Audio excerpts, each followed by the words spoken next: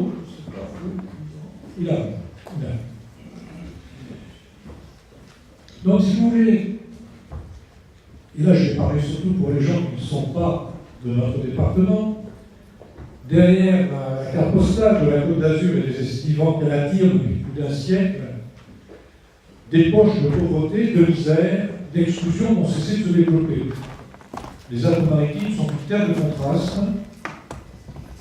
entre une richesse parfois insolemment étalée et une pauvreté honteusement cachée, contraste entre une vocation à être terre d'accueil et de migration et un repli sur soi identitaire, parfois fortement marqué. Contraste entre des bassins naturels de vie et d'échange et des frontières politiques et mentales qui en obstruent l'accès. Contraste entre les palaces de la Belle Époque et les bidonvilles des années 60 accueillant les premiers migrants. Contraste à Nice entre le lustre d'une promenade des Anglais internationalement connue et la disqualification de certains de ces quartiers périphériques. Dans cette terre de contraste, sous quelle forme est apparu le travail social et quelles figures religieuses, politiques, militantes, professionnelles ont marqué son développement? Nous avons demandé à Yvan Gaston de nous en parler. Yvan est maître de conférences en histoire contemporaine à l'Université de Nice. Il est membre de l'URMIS, Unité de recherche, migration et société, et il est membre associé du LARIS, Laboratoire d'analyse et de recherche en intervention sociale de l'IESTS. Seul ou en collaboration, il a écrit de nombreux ouvrages en lien direct avec l'histoire locale de notre champ d'activité, dont Histoire et mémoire des immigrations en région PACA, et également des ouvrages que vous trouverez vraisemblablement au stand librairie en bas, l'histoire de la Fondation Acte du patronage Schinker et l'histoire de la Semeuse. Voilà. Yvan, je te donne la parole. Je te laisse 40 minutes. Excusez-moi de fixer le timing. Voilà, bonjour à tous. Merci Philippe pour ton introduction. Et donc, effectivement, après les différents intervenants, mon ambition ici qui est d'évoquer la dimension territoriale. Et on va travailler sur du jeu d'échelle. Tu as bien fait de préciser que je ne suis pas un spécialiste véritablement de l'histoire du travail social et que mon entrée, elle est essentiellement justement par une question d'histoire des migrations, ce qui est un focus en soi qui n'est pas forcément la totalité du sujet, et aussi par les dimensions locales, puisque comme tu l'as précisé, depuis quelques années, j'ai été sollicité par un certain nombre de structures. Tu as évoqué la Semeuse, dans le Vieux-Nice, tu as évoqué la Fondation Acte, pour travailler sur leur fonds d'archives, et donc du coup le travail social est un peu venu à moi par la dimension locale et aussi par la collaboration que nous menons depuis quelques années ici autour du CNAES local et de l'IESTS. Voilà, donc cette dimension me renvoie un petit peu à évoquer par rapport à ce qui a été présenté à travers les archives, par la continuité de la réflexion autour justement des ruptures et des continuités dans les formes d'engagement. Et c'est un peu avec des conseils qu'on a titré en second des figures et des formes 19e et 20e siècle. Je vais essayer d'apporter ma pierre à la contribution de la réflexion sur l'engagement, et je souscris à tout ce qui a été dit auparavant, des engagements, effectivement, la dimension de sortir d'une vision un petit peu comme ça, sensible, voire nostalgique, me semble un élément important, et aussi de préciser à travers quelques cas et aussi quelques archives que je vais vous présenter que dans l'engagement, on est à la fois dans des parcours individuels. L'engagement, il relève parfois de l'individu, et là, il y aurait peut-être à relier tout à l'heure notre président Albert Marwani l'évoquait, il y a une dimension qui peut être très importante à lier dans différents sens humains et sociaux. La dimension psychologique peut être un élément important pour voir qui s'engage et comment s'engager dans le travail social. Il y a aussi des dimensions sociales et on pourrait même dire sociopolitiques. Et quelque part, on pourrait considérer que l'engagement, il y a à la fois l'idée de réfléchir sur l'engagement dans la profession, dans le travail social ou dans l'assistance en général, mais aussi, comme ça a été évoqué précédemment, la manière dont les travailleurs sociaux s'engagent par ailleurs dans une dimension d'investissement dans l'espace public, et le cas de mai 68 est un excellent exemple. Donc il y a là, me semble-t-il, plusieurs pistes, et elles sont riches, et du coup, bien entendu, je vais essayer d'en explorer quelques-unes à travers cette dimension territoriale. Peut-être en faisant parfois quelques raccourcis, je reviens à ce que je viens de dire à l'instant, la spécificité des Alpes-Maritimes, qui mérite d'être présentée, c'est effectivement la dimension d'invisibilité globale de la question de la pauvreté. Une invisibilité qui renvoie évidemment à cette chanson de Aznavour, la misère est moins pénible au soleil, j'ai repris la phrase exacte, hein. Et la chanson, pour la resituer dans son temps, elle date de 67, justement. Et il me semble que cette petite phrase qui a fait sa petite musique, en quelque sorte, elle a continué à fonctionner sous d'autres formes, jusqu'à ce que dans les médias, on soit tout le temps en train de redécouvrir la pauvreté dans un département qui, évidemment, a tout fait pour cacher ces éléments, puisque l'un des principaux éléments de ce département, je dirais même de la région, globalement, c'est de promouvoir le tourisme. Donc les éléments de pauvreté ont souvent été tus, cachés, délaissés, parfois oubliés avec raison ou avec déraison. Et donc il y a cette dimension de contraste qui a été saluée et que tout le monde a vu surgir au moment, excusez-moi de rappeler ces faits douloureux, de l'attentat de juillet 2016, où les journalistes venus de quatre coins du monde se sont demandé qu'est-ce qui se passait dans cette ville qui était un peu le Los Angeles de l'Europe, en quelque sorte, hein, voilà, ou la Californie de l'Europe. Donc il y a quelque chose qui renvoie à cette dimension particulière du territoire, qui permet peut-être d'apporter une dimension un peu sensible à tout ça. Et donc du coup, depuis quelque temps, des historiens, des journalistes locaux, des érudits locaux s'intéressent par exemple à une histoire populaire de Nice. Ça fait longtemps qu'on n'avait pas eu de travaux sur l'histoire populaire de Nice, donc là en l'occurrence c'est un journaliste, Philippe Jérôme. Tu as mentionné donc, quelques travaux que nous avons menés avec quelques collègues, Stéphane Bourlat en 2004 sur l'histoire du centenaire de la Semeuse, je passe ça, et avec Michael Petitjean sur la fondation Acte. Et donc voilà par exemple, quand on va dans les archives, et les archives c'est finalement tout un ensemble de possibilités ici. Quand je parle d'archives, localement, ce sont les archives départementales des Alpes-Maritimes, les archives municipales de Nice, les archives de l'USTS, les archives des associations, qu'elles soient privées, publiques, lucratives ou pas. Hein, et dans les archives de la presse ou aussi des fonds d'images, par exemple, l'image qu'on peut avoir du Nice sous la forme de carte postale dans les années du début du XXe siècle. Ici, où le Vieux-Nice, je reviendrai un peu tout à l'heure, est aussi un lieu qui est un lieu que personne ne fréquente à l'époque. Alors pour les non-niçois, ne vous inquiétez pas, aujourd'hui vous pouvez aller facilement dans le Vieux-Nice sans aucun problème, mais jusqu'à une certaine époque, en gros, le début des années 70, le Vieux-Nice était infréquentable pour les touristes. Pourquoi? Tout simplement parce que c'était un îlot de pauvreté et aussi considéré comme un îlot d'insécurité. Voilà par exemple cette image qui le montre, la distribution de soupe au porc par les moines de Saint-Barthélemy. Donc il y a là effectivement une dimension qui me semble importante, c'est ces espaces. Alors là on pourrait faire des parallèles avec d'autres régions évidemment, hein, ces espaces géographiques qui sont partitionnés, voire complètement étanches les uns vis-à-vis des autres, qui à Nice et dans la région ont souvent existé. Allez à Grasse par exemple, et vous voyez le centre-ville de Grasse, vous avez une partie du centre-ville qui est ouvert aux touristes, et puis vous tournez une ruelle et vous trouvez dans un îlot d'insalubrité, de pauvreté, et parfois tout le monde est surpris par le changement d'atmosphère qui se provoque. Hein. Donc il y a là quelque chose qui est assez intéressant, un contraste brutal. Hein, et Albert Moroni en parlait tout à l'heure en introduction. Alors je voudrais aborder 5 points, rapidement, on m'arrêtera au moment où il le faudra, de cette, disons, réflexion sur l'engagement en ayant une vocation modeste, dans la mesure où il ne sera pas question d'exhaustivité, mais simplement quelques réflexions autour de ça. La première de ces dimensions, c'est évidemment de parler de l'engagement religieux. Hein, et effectivement de donner, alors là je pense que Nice n'a pas d'originalité en ce sens, mais je vais essayer de faire ressortir une dimension originale, c'est que effectivement l'assistance telle qu'elle se développe au XIXe siècle en particulier, puisque j'essaie d'ancrer ça dans une époque assez large, hein, 19e et 20e siècle, le pauvre ici, Jean Bosco est un peu coupé à l'écran, ça ne fait rien, hein, vous le découvrez quand même.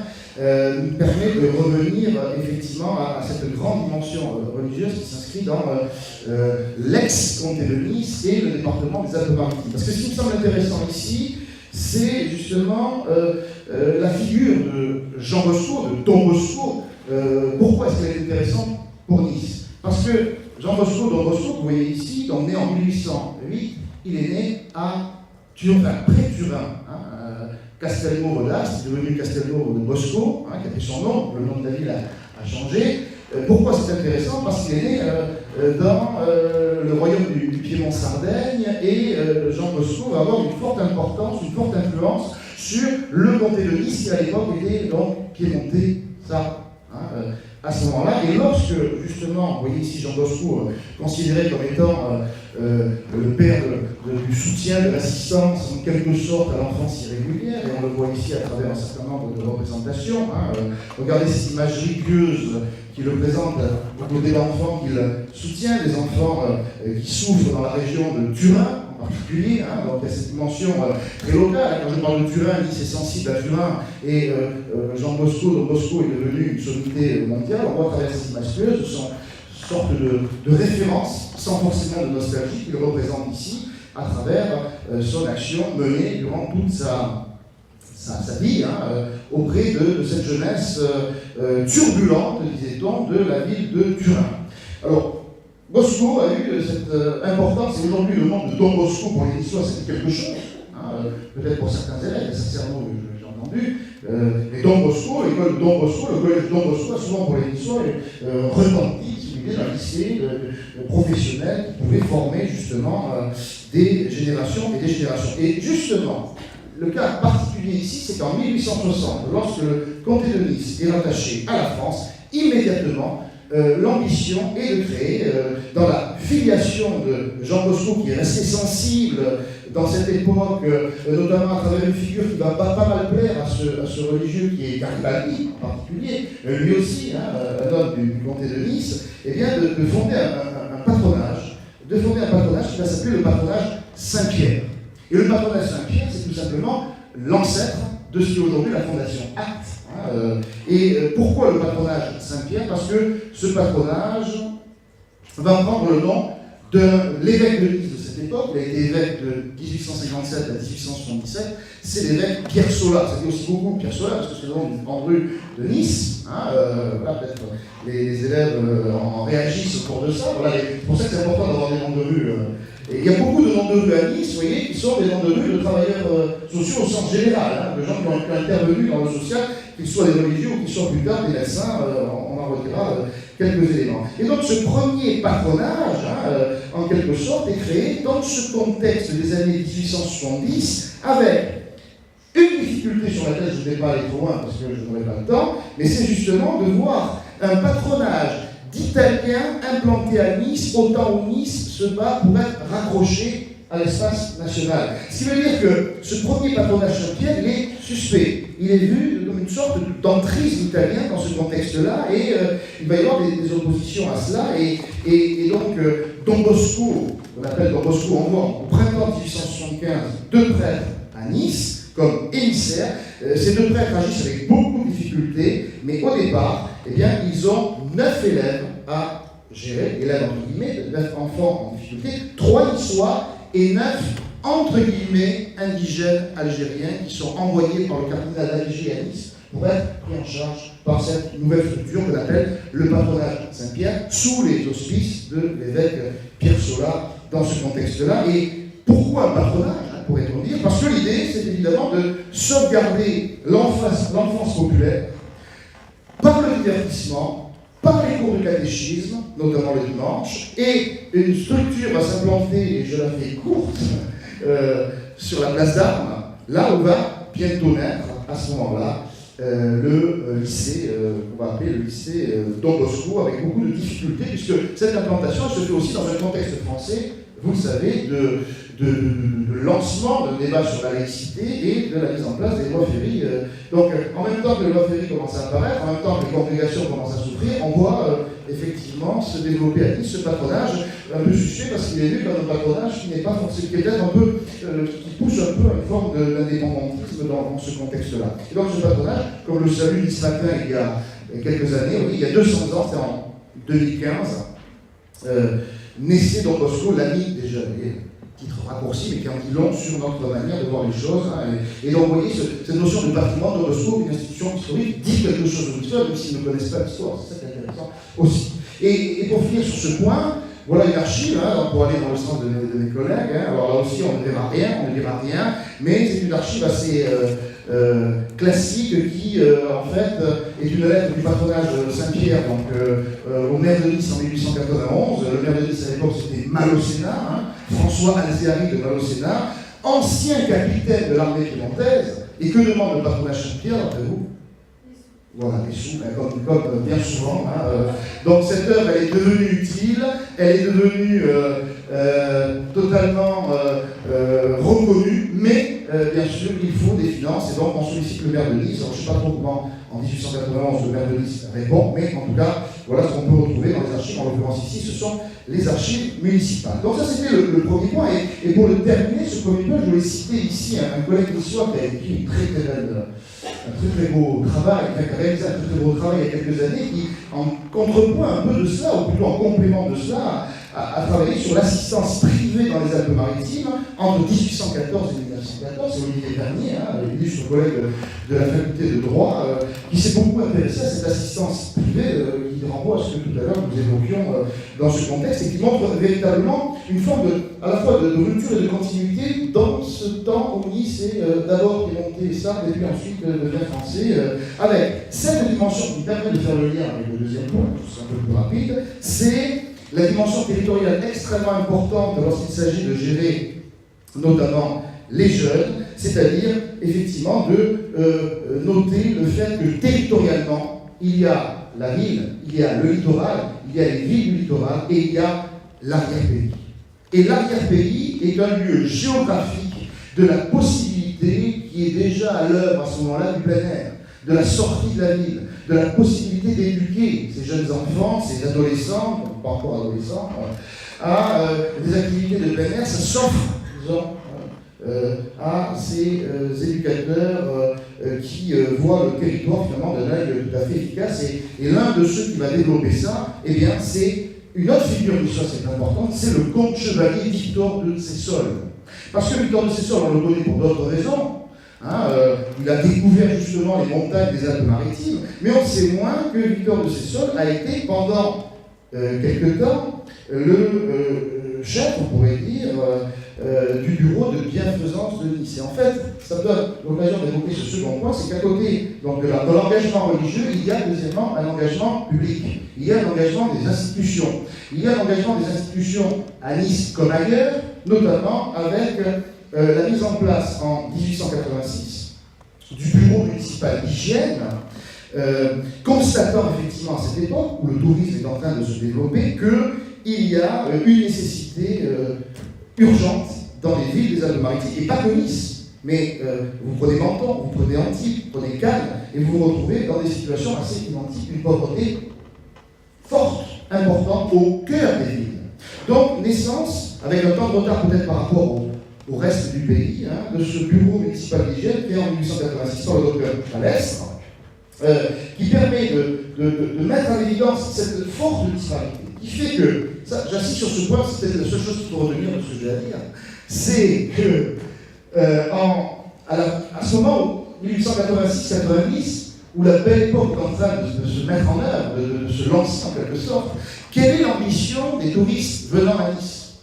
Principalement les soins, principalement la santé, venir profiter de la ville pour se soigner, des soins d'hiver, d'hiver à deux titres, l'hiver et des soins de diverses catégories. Et en même temps, pour les pauvres, cette ville, Nice, Cannes, c'est une ville de miasme, c'est une ville de laquelle il faut sortir. Donc, ce fort paradoxe d'attractivité mobilité pour venir se soigner de tous les coins de l'Europe, Russie, Angleterre, etc.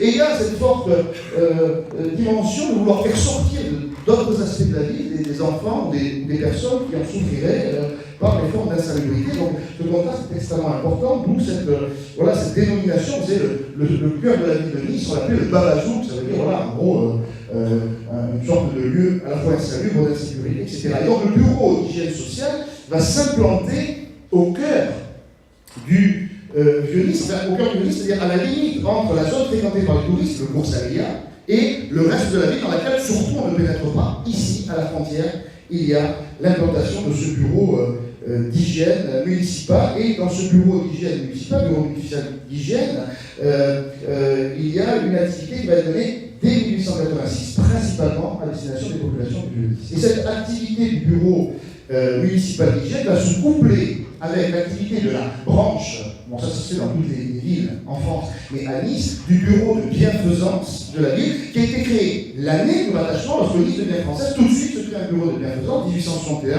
c'est le préfet Denis Gavini qui le met en œuvre, et en 1953, ces deux structures vont fusionner, et ce sont les ancêtres de ce qu'on a appelé à partir de 86, les CCAS. Voilà, tout ça pour le dire de manière très vite. Et donc le chevalier de Sessol, qui est né en 1859 et qui est mort en 1941, donc qui est à cheval sur les 2 siècles, il a vécu la fin du 19e et la première partie du 20e siècle, donc philanthrope, alpiniste, venu de vieilles familles niçoises, notamment de l'arrière-pays, et donc président, à partir de 1938, de ce bureau d'hygiène, en sachant que l'action qui est menée par ce bureau d'hygiène va essentiellement aller en direction des populations italiennes. Parce que dans le Vieux-Nice, effectivement, il y a des dimensions immigrées qui jouent beaucoup.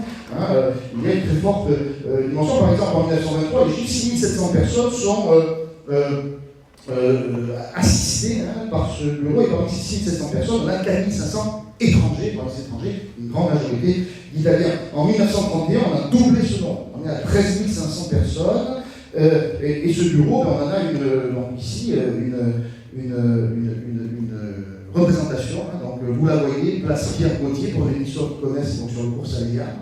Aujourd'hui, là, c'est juste en face de l'ancienne préfecture, la façade du bureau de bienfaisance. Et puis, on ouvre une succursale, boulevard Gambetta, dans la grande avenue niçoise, dans ce contexte-là, avec un soutien régulier des maires, et en particulier du maire Jean Médecin, le père de Jacques, qui sera très actif dans ce contexte-là, comme il le sera dans la fondation de l'école du travail social en 1937, début 38, donc l'ancêtre de l'ESTS. Et donc, en lien, pour finir ce deuxième point rapidement, c'est qu'on voit qu'à l'assistance religieuse, à l'action notamment de cette assistance privée plus globalement, puisqu'il y a aussi d'autres formes d'engagement, on voit qu'il y a des dispositifs publics qui fonctionnent relativement bien à Nice à ce moment-là, avec donc justement cette dimension de vouloir organiser, comme on le voit ici, à travers le comité des fêtes de Nice, donc par la municipalité, une grande journée de bienfaisance sur les zones municipales, nous sommes là, donc en 1930, je crois, si je lis bien, le document. Voilà, alors ça c'est, si vous voulez, deux aspects que je voulais mettre de manière concomitante pour la fin du 19e et le début du 20e. Et puis, autre élément de cet engagement qui me semble important à mettre en œuvre ici, c'est les figures, qui sont des figures importantes qui vont par leur action s'engager. Alors il y en a de multiples, c'est juste une piste que je donne parmi des centaines.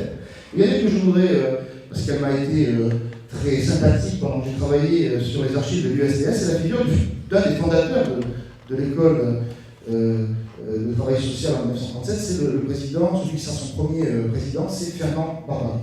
Le voilà ici, alors là vous avez des photos traditionnelles de personnes en fête, en costume traditionnel, et voilà la personne qu'il faut retenir ici, c'est Fernand Barbary, que vous voyez là, qui me semble être un parcours d'engagement dans sa manière de voir les choses entre la fin du 19e siècle et le début du 20e siècle.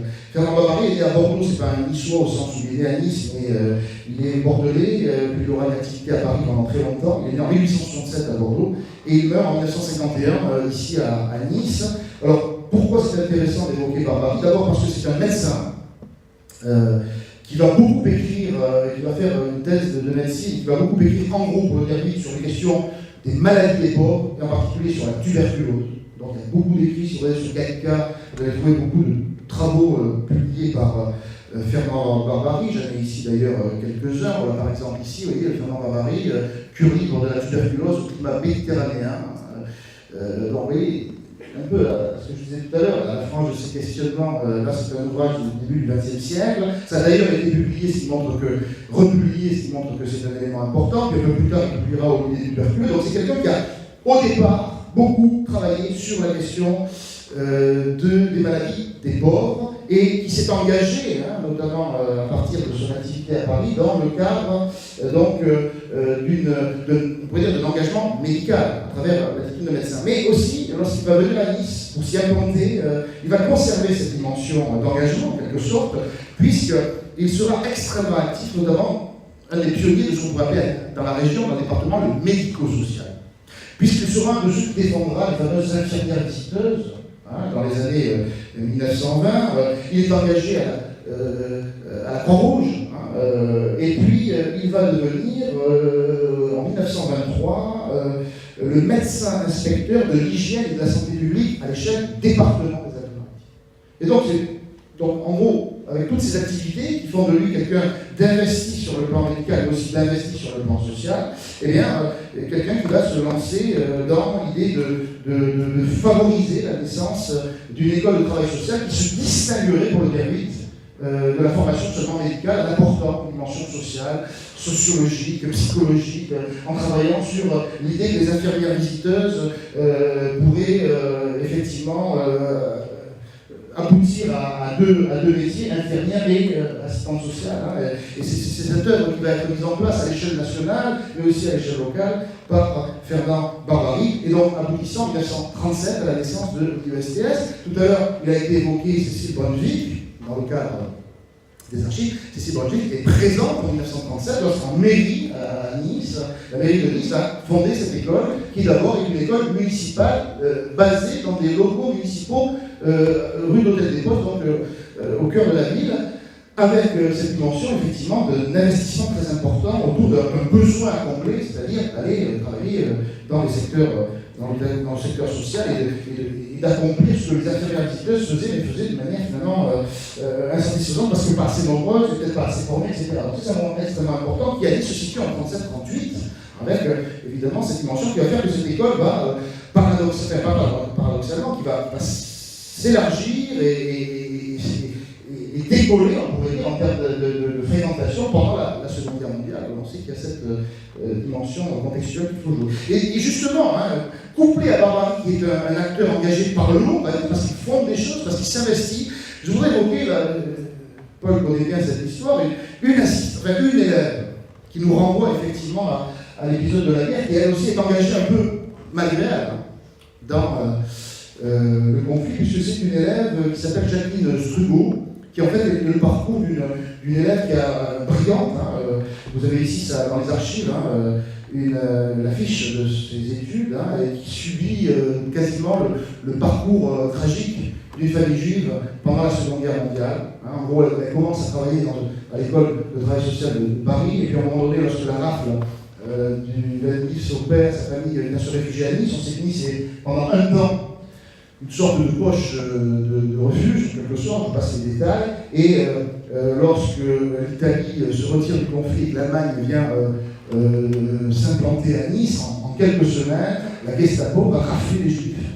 Et en particulier, c'était Jacqueline Strugo, qui donc, vous voyez ici, on demande la religion, elle est israélite, et la dernière, donc là il y a une lettre qui raconte où elle dit qu'il demande son rattachement à Nice compte tenu du fait que sa famille est venue s'implanter dans la ville, et donc la directrice à l'école, à l'époque, Madame Dolé, va demander à ce que son dossier soit ramené à Nice, je passe les détails, et la dernière inspection qui a été faite de cette jeune étudiante est une inspection excellente, je vais bien lire, mais si on lit le rapport final, en une ligne, stagiaire intelligente et compréhensive fera une bonne assistante sociale. Et quelques jours plus tard, elle sera raflée et elle ne reviendra jamais de Auschwitz. Voilà comment est-ce que la grande histoire, en fait, l'histoire tragique, vient heurter l'histoire d'une institution à travers les archives qui surgissent à nous avec ce poids. Et ça aussi, ça veut dire que c'est une forme d'engagement. Enfin, on pourrait discuter de ça, comme et il y a ici, à l'USTS, une plaque, là aussi, Paul connaît ça bien, plus tard, qui nous rappelle aussi que le métier peut être un métier dangereux, d'une certaine façon. Alors, vous ne peut-être pas ça très bien, il y a beaucoup de références à ce matin, mais ce fait divers qui s'est produit en 1985, où on dit qu'une assistante sociale a été tuée en pleine rue par un homme venu du Maghreb. Alors, c'est pas ce monsieur, on pourrait faire presque une lecture de presse ici, puisque Nice Matin, à l'époque, avait associé une affaire avec une autre. Quelque part, quand on lit, on dit c'est lui le meurtrier. En fait, c'est pas du tout ça, mais enfin, peu importe ici, c'est pas le sujet, c'est justement de montrer qu'il y a, en 1985, autour de Madame Plu, Janine Plu, une mobilisation locale sur les dangers de la profession, sur le fait que cette dame qui a été, en fait, c'est dans le cas d'un divorce entre un couple de travailleurs immigrés, monsieur et madame, l'assistante soutient la dame qui est en détresse, etc. Et le mari vient l'attraper dans son local, l'assistante sociale, et vient la battre, pour le dire simplement. Et cette affaire va provoquer des manifestations sur les dangers de la profession. Et là aussi, si vous voulez, autre forme d'engagement, si vous voulez, c'est la profession en soi peut provoquer aussi ce type de problème, ce type de drame et de mal. Voilà, donc travailler aussi sur ces cas individuels me semble un élément intéressant. Je voudrais aborder un dernier aspect. Un dernier aspect sur la période d'après 1945. Parce qu'il me semble que là aussi, il y a des éléments à dire sur cette question de l'engagement concernant justement un moment où, après 1945, on va assister effectivement, comme ailleurs, à une laïcisation du travail social, à une déprise, pas totale, mais relative du religieux. Si on prend l'association, la Semeuse, on voit qu'il y a une mutation qui s'opère au milieu des années 60, en ce moment des années 60, où finalement on passe une identité religieuse ferme à une identité où le cadre religieux, non pas s'éteint, mais se devient plus en cause de forme. Et où l'engagement prend d'autres formes, notamment idéologie, et quelque part le mai 68 ou les années 68 ont joué un rôle qui me semble important, de près ou de loin d'ailleurs, dans ce contexte-là, avec évidemment une mutation de la société française, et en particulier à Nice. Si après j'ai 2 minutes, je peux montrer une archive, ou deux, mais rapidement, quelques secondes, audiovisuelles qui permet de le signaler. Le contexte est double. La France est 30 glorieuse, ça c'est général, et une France qui met en évidence le progrès démographique, progrès confort matériel, progrès dans tous les domaines, mais en même temps, sans qu'on le dise, l'apparition de nouvelles formes de pauvreté, et je n'ai pas besoin de le pointer à l'échelle nationale, où on a plein d'éléments qui apparaissent justement sur cette misère qui est le revers de la médaille, en fait, de la modernité. Simplement l'appel de l'abbé Pierre en 54, bon, il y en a plein d'autres, ATD Carmont, 57, donc dans cette période des années 50, où tout est modernité, on voit qu'il y a des laissés pour compte et de plus en plus nombreux dans ce contexte-là. Et à Nice, c'est là qu'apparaissent je sais que le NES travaille là-dessus, sur toutes ces structures qui sont, pour certaines, déjà très nombreuses dans l'année. Je sais que je m'avais présenté un annuaire je l'ai là, peu importe, un annuaire des associations de charité et d'assistance, et c'est une nébuleuse. On a déjà travaillé là-dessus, c'est tisser des fils, des réseaux entre des structures et des personnes, c'est extrêmement complexe, ne serait-ce que pour le département. Mais aussi, on voit apparaître de nouvelles formes. C'est intéressant de travailler sur les générations d'apparition. Et je pense effectivement, on parlait de la ASC, ASC, je pense qu'il y a des personnes ici, accueil, loisirs et culture, la création de l'ASC, dans cette dimension éducative, va participer de cette époque. Tout comme, localement, Montjoie, que tu connais très bien, puisque c'est en 1949 que Montjoie, qui renvoie à ces pierres qu'on entasse pour baliser le territoire, qui est aussi un cri, renvoie à des symboles très importants. Et bien, Montjoie, c'est dans le Nice aussi, l'institution s'est créée, dans une autre époque, dans une autre dimension, mais toujours avec les mêmes ambitions d'engagement, local rue de la Loge, c'est-à-dire dans le Nice, près de l'église Saint-François-de-Paul. Et dans ce contexte-là, il y a un internat de garçons, un internat de filles, il y a l'action de Monique Giletta de Saint-Joseph, très bien, de Janine Perrot. Je n'ai pas le temps d'évoquer ça, mais de travailler sur cette jeunesse en danger moral. Avec cette continuité qu'on retrouve par rapport à Jean Bosco de quasiment plusieurs siècles, recueillir, rencontrer les enfants qui errent dans le Vieux-Nice dans ces années 50. Parce que il Il y avait des errants au début du siècle, il y a encore de nouveaux errants, en quelque sorte, dans les années 50.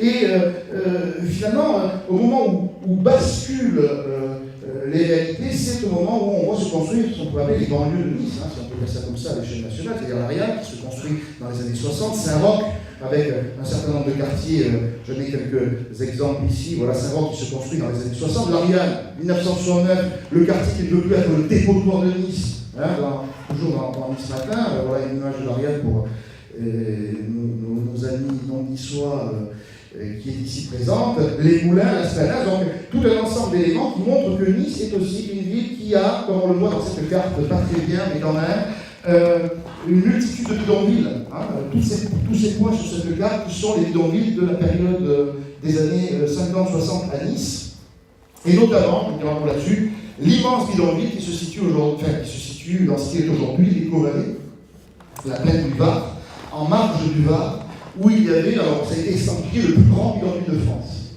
Hein, le plus grand bidonville de France qui renvoie effectivement à cette invisibilité, puisque c'est un bidonville dans lequel peu de gens allaient, si ce n'est quelques travailleurs sociaux, si ce n'est quelques médecins, si ce n'est quelques personnes assez rares finalement, et ce bidonville a été, comme dans un programme national, détruit en une journée en 1976, à l'époque où on éradiquait ces bidonvilles. Et donc, si tu me laisses quelques minutes, si j'ai encore quelques secondes, hein, je peux moduler mon temps, vous montrer justement une image de ce bidonville. Là, j'ai 3 images.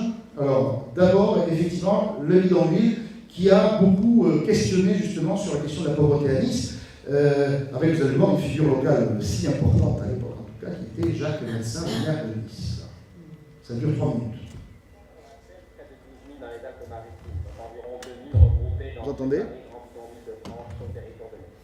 2000 travailleurs des chômeurs vivant sur 4000 mètres carrés sans aucune commodité ou dans des conditions d'hygiène lamentable. Ce bidonville est pratiquement né en 66 après le passage des Gitans. Très rapidement, après l'arrivée du premier Nord-Africain, des groupes se sont formés par race, par affinité et une véritable médina est née. Épicerie, boucherie, cordonniers, tailleurs, coiffeurs, autant de petits échoppes se sont installés dans la future tradition musulmane. Certains voisins ont... Pardon. Je vais dire la communauté, c'est une lettre insultante parce que c'est absolument immoral de laisser des hommes vivre comme ça. Et néanmoins, il faut tenir compte de toutes les spécificités qui sont celles de ces travailleurs qui ont des habitudes, des coutumes, des mœurs, une religion différente des autres, et qui les poussent à demeurer groupés. C'est la raison pour laquelle nous avons recherché des possibilités d'amélioration de la habitat et nous avons décidé de créer les valorisages tout à côté, puisque le lieu qu'ils ont choisi semble leur convenir sur le plan de l'implantation géographique, tout à côté, sur la plaine du Var, une cité, qui sera une cité construite en dur, avec les éléments modulaires de fosse, mais je souhaite pour ma part que très rapidement ils puissent passer du stade provisoire au stade tout à fait définitif, une cité en dur, qui leur convienne, dont ce soit véritablement les administrateurs eux-mêmes et qui leur apportent des conditions de vie décentes. Les habitants du bidonville sont désireux de quitter en effet cet endroit pour la plupart, mais ils ne veulent pas pour autant sacrifier les traditions héritées d'un passé culturel intangible et précieux. Ce que le travailleur souhaite, si ce que nous souhaitons tous, et moi-même en tant que maghrébin, c'est que le maghrébin puisse exprimer sa culture, la vivre, également sa personnalité propre dans une coexistence entre les cultures, dans un respect mutuel, oui, sans que lui m'en vienne. Une évidence ethnique et culturelle s'impose en effet pour ces maghrébins basant leur vie sur les traditions et une culture coranique. Le terme intégration n'a aucun sens, le mot liberté dans notre société commence par le respect du mode de vie de son voisin, ce qui n'est pas toujours évident en l'occurrence. Aussi souhaite-t-il une assimilation dans la conservation d'un patrimoine indivisible. Il faut que la société pense. Juste, j'arrête une seconde là. Vous voyez, ce qui est important, par exemple, dans une archive extraordinaire comme ça, c'est qu'on a à la fois les mots employés, le jeu des images, les experts présentés, en l'occurrence le maire de Nice, vous entendez son discours, qui est un discours qui se veut bienveillant, qui aujourd'hui peut résonner avec beaucoup d'écho, on pourrait dire. Et là, c'est un sociologue qui s'appelle M. Espagne, qui intervenait pour la Sonacotra pour essayer de faire de la médiation en quelque sorte. Hein. Et son discours est aussi important parce que finalement, tous les discours que nous donnons vieillissent, hein, y compris sur les historiens. Hein, donc, et c'est intéressant de voir qu'ici, hein, si vous avez bien saisi, pas question d'intégration, pas question de faire en sorte que ces personnes soient d'une certaine manière accrochées à la société, elles vivent dans leur lieu, à l'écart, avec leurs mœurs. Il faut leur laisser un peu de place, mais certainement pas de mélange. Hein, et c'est un peu comme ça qu'on voit les choses à cette époque-là, qu'on voit, c'est-à-dire la société voit les choses. J'accepte le maghrébin et travailler dans ce sens-là comme porteur d'une culture que nous devons respecter, que les Français doivent respecter dans le même temps, nous faire comprendre aux maghrébins qu'il n'a pas à s'intégrer dans notre culture, mais à prendre les meilleurs traits culturels européens, occidentaux, pour une certaine forme de promotion sociale au moment de son retour au pays d'origine. Bon, je passe parce que je ne veux pas prendre trop de temps. Et j'ai une autre image, je veux simplement vous donner le début, c'est le typique des reportages qu'on faisait dans les années 1960 à l'ORTF, avec une certaine longueur, je ne vais pas montrer tout, simplement le début parce que ça touche à un lieu qui est ici, je crois, un lieu géré par ALC, qui est les Yucca. Voilà, on interroge, un journaliste vient interroger une prostituée, hein, en 1965, donc vous voulez écouter 2 minutes du début de ce dialogue avec, qui est très serré, hein, sur notre forme de misère, en quelque sorte, qui est les femmes qui sont obligées de se prostituer pour survivre. C'est 5 colonnes à la une. Hein, vous reconnaissez certains la graphie.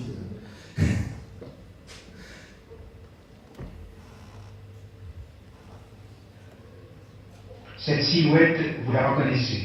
C'est celle de la prostituée qui, dans le dernier numéro de 5 colonnes à la une, vous a raconté son histoire et qui, au-delà des mots qu'elle prononçait, témoignait d'un mécanisme implacable dont elle avait été inconsciemment le jouet pendant 14 ans. Aujourd'hui, nous avons voulu pousser avec vous une porte qui est toujours ouverte. Cette maison a choisi le nom d'une plante du soleil, elle s'appelle les Yucca. Ici, 256 jeunes femmes, en 2 ans et demi, ont fait la preuve qu'il est possible de ne pas totalement renoncer. Au fil des jours, à travers les angoisses, les doutes et les contradictions, d'autres erreurs aussi, elles ont essayé et souvent réussi à apprendre ou à réapprendre à vivre.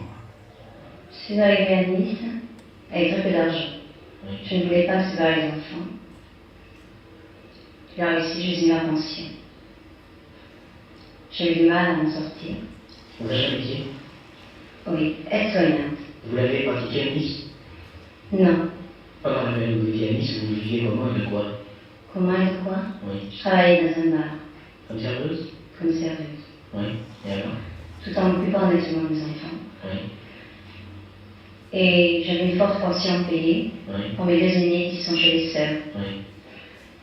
Et cette pension voulait qu'elle soit réglée dans les 2 jours du mois. Oui.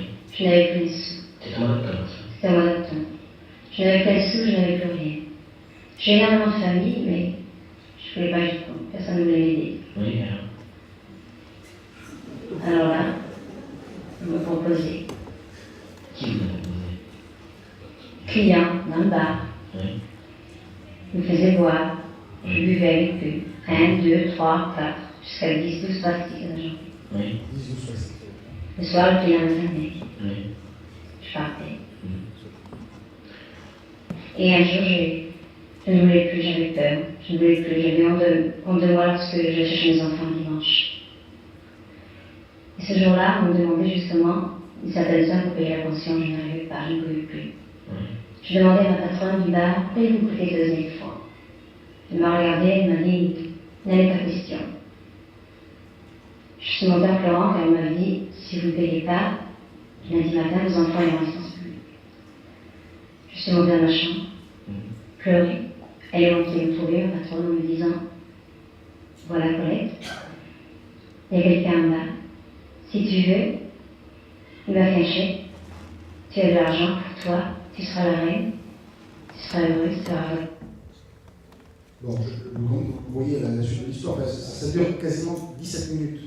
C'est intéressant parce que ce document, ça nous amène à réfléchir au récit, hein, à la manière dont on mène les enquêtes. Là, c'est une enquête journalistique, mais ça nous permet de situer dans le temps aussi comment est-ce qu'on donne la parole à des personnes. Alors, un type de misère ici qui est évoqué, hein, comment un certain nombre de personnes venues à Nice, à l'époque de la chanson d'Aznavour, justement, hein, 65, est amené à se prostituer parce qu'il n'arrive pas à joindre les deux bouts avec ses enfants et cette dimension de moralité, d'immoralité. Donc qu'est-ce qui a changé par rapport à ça? Qu'est-ce qui n'a pas changé?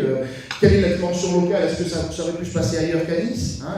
Et Philippe, j'ai remarqué à l'aparté très justement que c'est l'époque où, juste en 67, on a à Nice beaucoup d'Américains. Alors, je ne dis pas que les Américains sont les clients, les prostituées, mais il y avait quand même, du côté de Villefranche ici, beaucoup d'activités de prostitution liées à ces marins qui étaient dans la base de l'OTAN ici à Villefranche. Donc il y a vraiment des éléments qui renvoient à cette articulation entre des éléments extrêmement généraux et puis la dimension locale. Et c'est assez intéressant de voir que Saint-Colonne-à-la-Une, l'émission nationale, a choisi l'EUCA à Nice pour venir faire son enquête. Alors là, je n'ai pas tous les tenants et les aboutissants. Vous voyez, c'est extrêmement passionnant de voir qu'à travers chaque archive, audiovisuelle, écrite, etc., il y a des choses à dire, des choses à raconter et des choses qui nous en disent long, et c'est l'occasion de dire un mot de conclusion, sur justement un certain nombre de problématiques, notamment d'articulation des jeux d'échelle, de possibilité de comparer. La dimension territoriale me semble extrêmement importante, elle n'est pas limitative, on l'aura bien compris, mais vous voyez, derrière le travail social, moi ce qui m'intéresse, n'étant pas disons, formé au départ à ça, c'est que le travail social nous mène à tout un ensemble de réflexions sur parfois les questions internationales. Hein, vous voyez, tout à l'heure au début, on parlait de questions de rattachement du comté de Nice à la France, où le travail social, si on peut dire ça comme ça, l'assistance a joué un rôle important. On voit qu'il y a aussi cette dimension territoriale entre mer et montagne qui joue dans cette activité qui sera née notamment depuis 1945. La Semeuse a lancé les colonies de vacances à la Gordolas. Voilà une activité qui était extrêmement valorisante pour l'époque. Sortir les enfants de Nice et les amener dans leur pays, c'est quelque chose qui continue aujourd'hui. Hein, donc la dimension territoriale est extrêmement importante parce qu'il y a cette facilité qui fait qu'on peut sortir les enfants, adolescents et les amener très vite dans des lieux de nature assez réjouissants. Voilà. Et puis en même temps, effectivement, le dernier mot, c'est cette image d'une ville qui est une image, on le ressent ici déjà, une image d'une ville qui est une ville de loisirs, une ville voilà, où on vient dans les bars, où on vient fêter, où on vient s'amuser, et où finalement la misère nous revient comme un boomerang encore plus fortement en pleine figure. Hein. D'ailleurs, Nice a été en 1958 candidate à être la capitale de l'Europe, c'est Bruxelles qui a été choisie au final, mais dans la candidature, j'ai vu le dossier de candidature aux archives. Un des éléments que Nice défendait et qui a été très apprécié par les évaluateurs, c'est de dire Nice est loin de la pauvreté, Nice n'est pas une ville de conflits sociaux. Donc tous les diplomates européens qui s'implanteraient à Nice eh bien, ne seraient pas marqués par des mouvements sociaux, par des grèves, et la pauvreté, il n'y en a pas. En fait, on se rend compte qu'évidemment, c'est une sorte de mise en scène, et ce travail de mise en scène est toujours intéressant parce qu'il est totalement, encore aujourd'hui, me semble-t-il, d'actualité. Voilà, merci. C'est évident de se faire rencontrer la grande histoire et la petite histoire. On parlait de Monique Giletta, certaines choses qui m'ont fait tilt. Ce fait que nous avons fait une interview de Monique Giletta, du Limès, nous sommes assez certains de l'avoir connu par ailleurs. Comment s'imaginer, quand Yvan nous décrit le violoniste comme un coupe-gorge, que deux jeunes femmes d'une vingtaine d'années implantent leur première activité au sein même du violonisme, en tant que guide et châtelain de Louveteau, etc. C'est un petit peu extraordinaire quand on se réfère à l'image de l'époque du violonisme. C'était un sacré engagement à l'époque.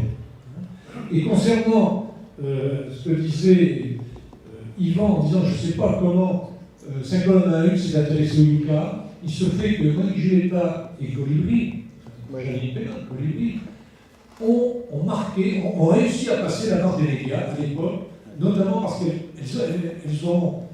Eliane Victor s'est intéressée à ce qu'elle faisait, et donc il y a eu plusieurs émissions sur le travail qu'ont fait Monique et Colibri, dont Saint-Colonne-à-la-Une et d'autres émissions déjà.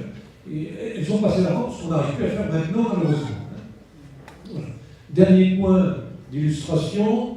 On entendait Jacques Médecin, le maire de Nice, évoquer le fait qu'il fallait organiser les choses, bien encadrer les choses dans la plaine du Var. Parallèlement, Jacques Médecin avait pris contact avec ALC à cette époque-là.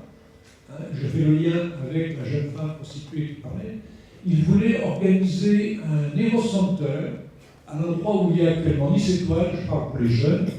À la place de Nice Étoile, il voulait créer, comme en Allemagne, un Eros Center, et il demandait à ALC si ALC était disposé à en assurer le service social. Bon, ça ne s'est jamais fait. Ça ne s'est jamais fait. Ben voilà. Quelques réactions, quelques interrogations, quelques échanges. On a quelques minutes devant nous.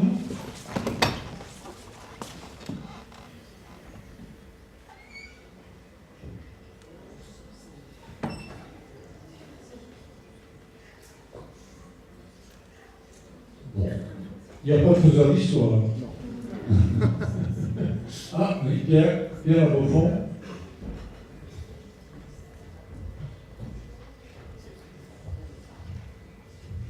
Non, c'est juste un témoignage qui va dans votre sens. Moi, je suis lyonnais, j'ai fait mes études, y compris de travail social à Lyon. Et je me rappelle que mon enseignant de législation d'aide sociale, qui n'était autre qu'Amédée Thévenet, nous donnait toujours le cas à l'époque ça s'appelait encore bureau d'aide sociale, entre 1953 et les années 90, ça s'appelait bureau d'aide sociale, donc l'actuel CCAS, de Nice, en disant pourquoi le bureau d'aide sociale de Nice est surchargé, on avait même un TP à faire là-dessus, pourquoi le bureau d'aide sociale de Nice est surchargé, parce que énormément de personnes âgées, à l'époque où les retraites commençaient à s'améliorer, après les années 70, mais qui étaient quand même de revenus très modestes, descendaient vers le sud et vers le soleil, mais que du coup ça surchargeait énormément le bureau d'aide sociale de Nice. Donc c'est à l'époque où on étudiait dans la législation la question de la compensation et de la péréquation entre les frais d'aide sociale, etc. C'est le premier exemple. Ensuite, il nous a travaillé sur déjà des inégalités d'implantation des médecins en France.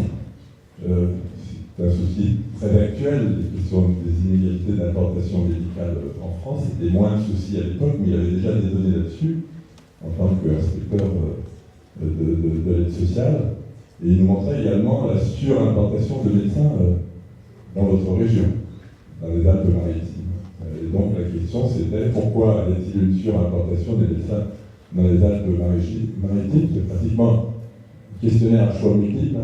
Est-ce que c'est parce qu'il y a plus de malades ici qu'ailleurs? Est-ce que c'est parce que la vie est meilleure et que donc les médecins savent où il fait bon vivre et que dans le fond ils descendent tous des Alpes-Maritimes? C'est juste pour corroborer un peu cette image, ces images que vous nous avez évoquées, qui ont été vraiment très intéressantes, et je vous en remercie. D'autres interventions? Ah oui, ici. Je suis désolé, mais ici on voit très peu la salle. Je voulais juste remercier vraiment vivement Yvan Castot pour la qualité de son intervention, mais surtout pour avoir rappelé la nécessité de croiser l'histoire avec la géographie. Et je suis particulièrement frappé dans les exemples que vous avez montrés, à quel point, quand on regarde la géographie à travers l'histoire, on s'aperçoit que les territoires, et en particulier les territoires qui sont très fortement connotés comme zones sensibles à certaines périodes, peuvent complètement évoluer avec le temps. Il n'y a pas de prédestination des territoires. Et ça, je trouve que c'est tout à fait passionnant, et comment la vision de certains territoires que l'on peut avoir aujourd'hui, une vision extrêmement négative, et vous montrez notamment tous ces photos de grands ensembles, pouvait être présentée à une autre période comme au contraire la vision d'alternative. Et le fait d'oublier ça fait que finalement on perd une connaissance des territoires qui me semble très négative pour la bonne compréhension des territoires. Je pense en particulier, parce que ça n'a pas été évoqué, mais évidemment quand Nice était présent aussi, c'est toute la connaissance des territoires que l'on peut avoir à les archives de la prévention spécialisée. Et malheureusement, quand on regarde la prévention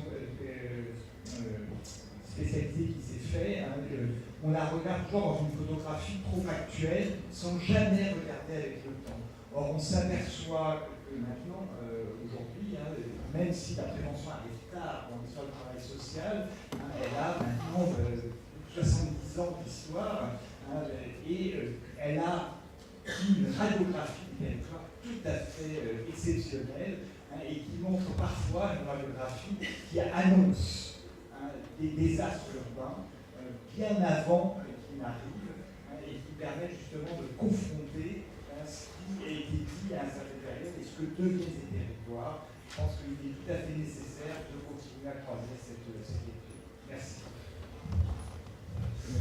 Merci pour votre réaction, parce que effectivement, ce travail sur le territoire qui peut changer de nature, qui peuvent subitement, brutalement surgir comme étant longtemps loin de l'actualité, puis brutalement sur le devant de la scène. Alors, c'est un peu ça, hein, pendant longtemps, c'est un espace totalement relégué, puis il est devenu à intervalles réguliers, à épisodes réguliers, une sorte de quartier vedette, comme d'autres quartiers dans d'autres territoires de France, me semble également important, y compris même sur les questions de l'arrière-pays. Parce que l'arrière-pays, on a vu que c'était une terre d'expérimentation pour les travailleurs sociaux, pour amener, qu'ils soient d'ailleurs de toute obédience, que ce soit de religion ou pas, d'amener les enfants, les adolescents à la montagne. Mais il y a eu aussi la volonté d'aller travailler dans le travail social, dans les espaces de montagne, qui eux sont aussi ces espaces ruraux marqués par des formes de pauvreté également. Et le président Gilly a été longtemps maire de Villars-sur-Var, il est très sensible à ce sujet en quelque sorte, me semble-t-il. Et donc là aussi on voit que la montagne, cette séparation géographique de ce département comme d'autres, entre le littoral extrêmement visible et l'arrière-pays, et un autre contraste dans lequel le travail social s'inscrit, se niche aussi d'une manière très importante. On a un cas aussi très intéressant ici dans la région qui est Beausoleil. Vous ne connaissez pas, Beausoleil, c'est la frontière de Monaco. Cette commune est une commune qui a été sans doute la plus pauvre dans les années 1910-1920. Des enquêtes sur les bidonvilles à quelques mètres de Monaco. Il y a aujourd'hui tout un patrimoine qui font que l'action de travail social de la ville de Beausoleil, qui est une ville extrêmement cosmopolite aujourd'hui, s'appuie sur ce passé d'une ville née de l'immigration italienne dans un contexte de construction fiévreuse de la Côte d'Azur en hôtel et autres. Voilà, donc, bien sûr, et aussi de montrer que, tout à l'heure j'ai cité des archives, il faut aller au-delà des archives locales, il faut aller chercher dans d'autres lieux, dans d'autres espaces, et en particulier les archives du PNS, et puis d'autres fonds d'archives qui permettent de croiser tous ces sujets. C'est vraiment le cœur du travail de l'histoire. Très bien. Mais écoutez, parmi nos engagements, il y a celui de vous proposer une pause.